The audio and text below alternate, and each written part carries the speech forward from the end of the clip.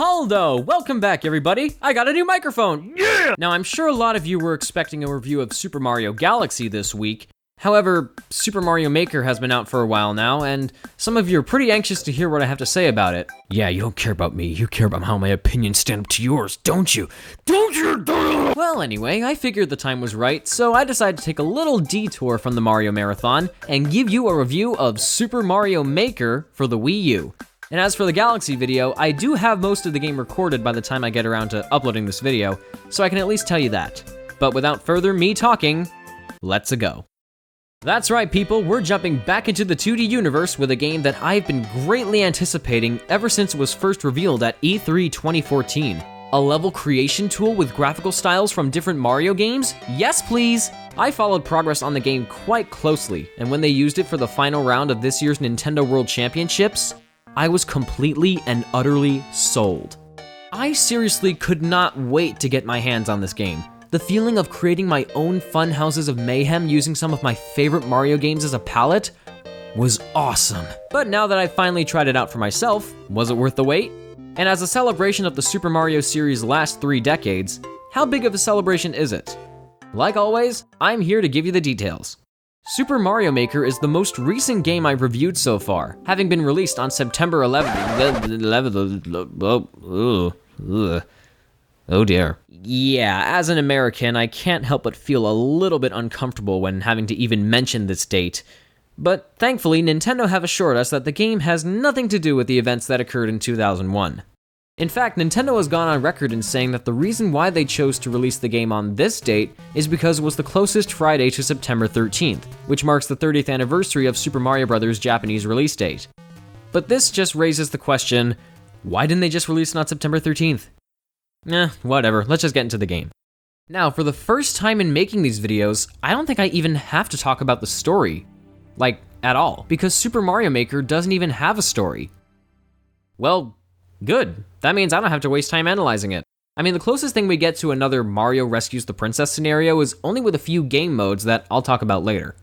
Okay, the first thing I'd like to address is the instruction manual. The game doesn't come with one, unfortunately. This time it's electronic. And it might just be the strangest instruction manual for any video game ever. This woman named Mary O guides you throughout the whole thing, and something about her just kind of freaks me out. The rest of it's a little bizarre too. That thing is sure to frighten some children. Am I the only one who thinks that looks a bit sensual? Here we go, questions and answers. I had an awful day today. Cheer up, buckaroo. Everyone has bad days, but try to take a step back and look at the good things. The little things can really help cheer you up. I hope you have a wonderful day tomorrow. We're all rooting for you over here. Okay, I find it a little hard to believe that somebody's coming to this woman for life advice. How about this one? I can't stand Brussels sprouts.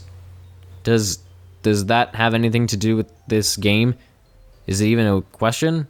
At any rate, everyone has their likes and dislikes. Just because someone doesn't like Brussels sprouts doesn't mean they won't like carrots? Maybe there are some course elements you never seem to use. It could be fun to try and work them out into a course once in a while. They just may turn your courses into carrots. What? Alright, let's just get into the main stuff. So like I said before, Super Mario Maker is a level creation tool. But it's not just about making levels. You can upload them to something called a course world, where other people from around the world can play your courses and comment on them to let you know if they were good or not. You can even earn a star ranking to see how popular your levels are among other players. I personally don't really bother with this sort of stuff. I just like uploading courses and playing other people's levels to see if I can find any diamonds in the rough. That's not always the case, but occasionally I find some good ones. The game's big selling point is the ability to create your own 2D Mario levels. Yeah, you can place blocks here and maybe a Goomba or a Chain Chomp there, but wait, there's more. You can also change the graphical style so that it can look like it came straight out of 4 different Mario games. These being Super Mario Bros., Super Mario Bros. 3, New Super Mario Bros. U, and my personal favorite, Super Mario World. This is just amazing. You guys know how much I love Super Mario World, right? So being able to take my absolute favorite video game of all time and make something new out of it is an incredible feeling.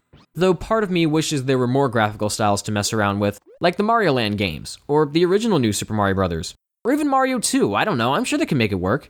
Also, and this is a totally minor nitpick, I wish I could switch between the different styles while playing a level. Like you could go into a warp pipe in the Mario 3 style, then suddenly enter another area in the new Super Mario Bros. U style. It's not a total loss, but I think it would have made the game a little cooler.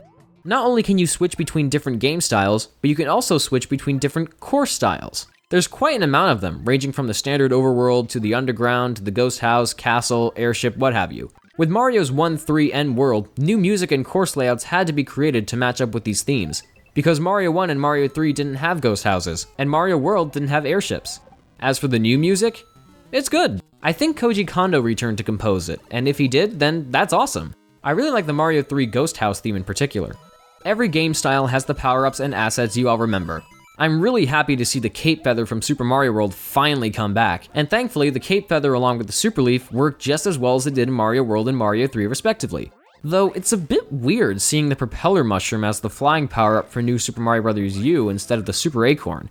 But you know what? I don't really care. I like the propeller suit more anyway. In terms of visuals, every single game looks exactly the same as before, though some new character models had to be created for certain enemies to be able to transition between the different styles. While most of them look great, some of them either could have looked better or shouldn't have been changed at all. Like Bowser, for example. To match up with how he works in the other styles, Bowser's Mario World model needed to be remade, and I honestly prefer the way he looked in the original Super Mario World.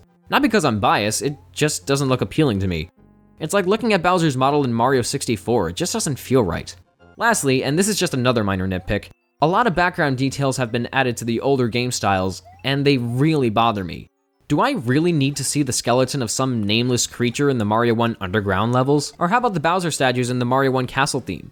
I know the plain black background in the original Super Mario Bros. Seems boring and uninteresting, but I thought it made the castles a lot spookier. You never know what could be watching you or waiting to jump out at you. Also, why does everything need a drop shadow? Seriously, am I the only one who wishes there was an option to turn it off? Looking at the game through trailers and commercials, I always imagined the physics for Mario 1, 3, and World would be slightly tweaked. And for the most part, I was right. In the Super Mario Bros. Style, Mario doesn't feel as finicky as he did in the original game. If anything, it's a lot smoother. And I'm sure that was to match up with the other styles. Mario 3 Mario still feels a little bit floaty, but it's also been made smoother. Mario World Mario controls just as well as he did in the original game, but now the spin jump has been mapped to the ZL and ZR triggers on the Wii U gamepad. I don't mind this at all, because I always use the ZR trigger in the Wii U Virtual Console version of Super Mario World anyway. It just feels nicer to me. New Super Mario Bros. U Mario controls just about the same, so there's nothing much to talk about there. Alrighty then, those are the different graphical styles we have to mess with. Now what goes on during the actual level making process? Well, it's pretty straightforward. Super Mario Maker primarily uses the Wii U gamepad. On the top are your course elements, including items, blocks, pipes, enemies, you name it. Adding them into the course is as simple as dragging it into the level using the stylus, and boom, there you go. You can even set the time limit, how long the course goes on for, and any mistakes you make can be erased or undone by using the undo dog from Mario Paint. While you're making a course, you can also play it. This is especially useful. When you come across something in your level that doesn't work, you can instantly go back to the course editor and fix it. Once it's done, you can continue from where you left off, lather, rinse, repeat. What also helps is Mario's drop shadow on the course editor screen. This shows you everything you've done while playing, like how far you've jumped or how far you've ran. I love this feature. It can be extremely helpful in creating levels that require precise jumps. Just a shame I couldn't use it at first. Yeah, you all know where this is going. Super Mario Maker makes you play the game for a total of 9 days in order to unlock all the course editor components. Like if you mess around in the course editor for a certain amount of time one day, you'll receive a new set of course elements the next day, and so on until you have everything. And yes, I know Nintendo patched the game so that you can wait 15 minutes instead of 24 hours to unlock certain elements, but it's still stupid. What was wrong with just giving me everything from the start? But anyway, if you're making a course and you want to come back to it another time, you can save it for later in the course bot. It's kind of like the robot in Mario Paint that saved whatever drawings or animations you were working on, but the course bot lets you save multiple levels instead of one at a time.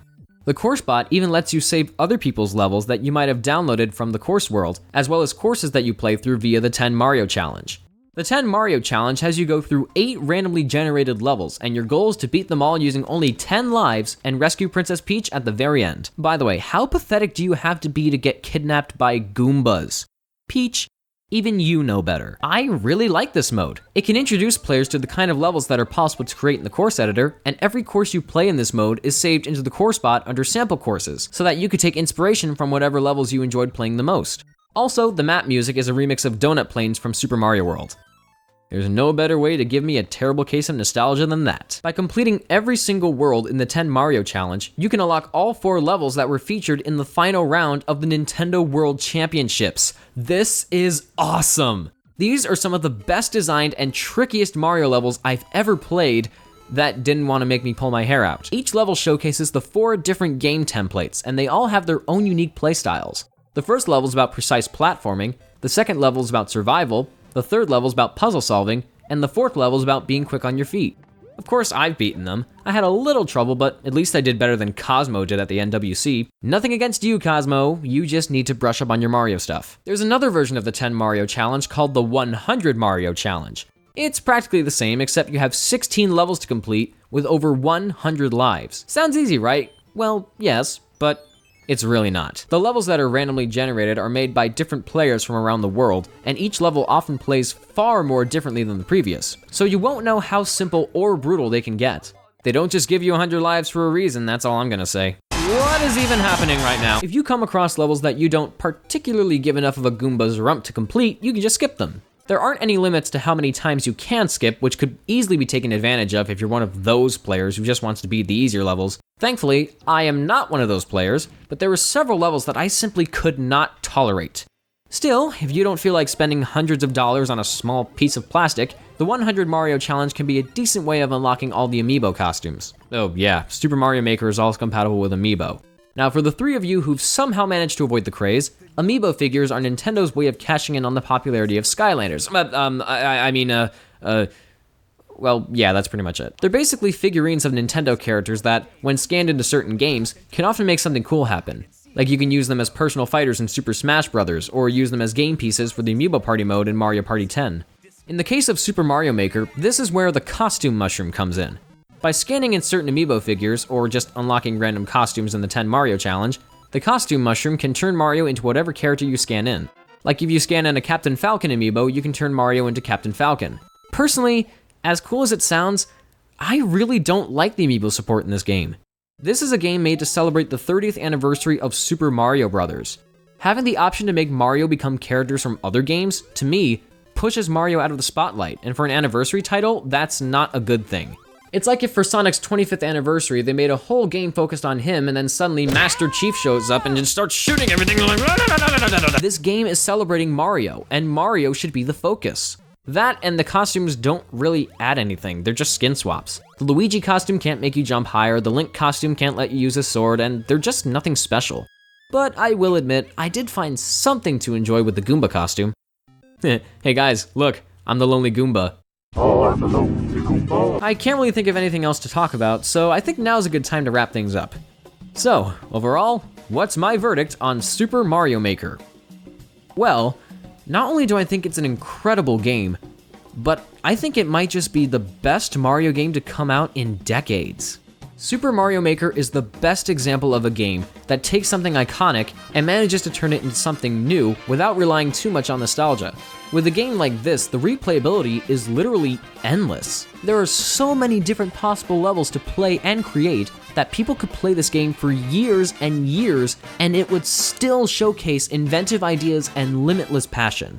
This game just oozes with creativity, and it has a certain driving force that I feel certain modern games in general, let alone Mario games, desperately lack. I'll admit, as a celebration of Super Mario's 30th anniversary, I was hoping for something a little bit bigger. But for what it is, I think it does a phenomenal job at reminding us why Mario can still be so great even after 30 whole years. Certainly better than what Nintendo did for the 25th anniversary. It's a compilation of classic Mario games that already came out in 1993. And it didn't even have Super Mario World. Really, Nintendo? You couldn't have done anything better? Well, we did get Super Mario Galaxy 2 that year, so I guess that counts for something. So in general, saying Super Mario Maker is a great game wouldn't do it justice. It's wonderful, phenomenal, every single positive word that has ever been created can be said about this game. If you've got a Wii U, or if you're looking for a reason to get one that isn't Super Smash Bros., this is the game for you. And those are my thoughts on Super Mario Maker. I hope you all enjoyed the video, and I promise I won't stray away from the Mario Marathon again. The next game I'm looking at will be Super Mario Galaxy, for reals this time. With that said, this is Mark, aka Super Smash 3DS, bidding you all a smashing farewell. Oh, and happy 30th anniversary, Super Mario. Yes, I said Super Mario. It's not just Mario. It's the 30th anniversary of Super Mario. It's not the 30th anniversary of Mario. That was 4 years ago. You still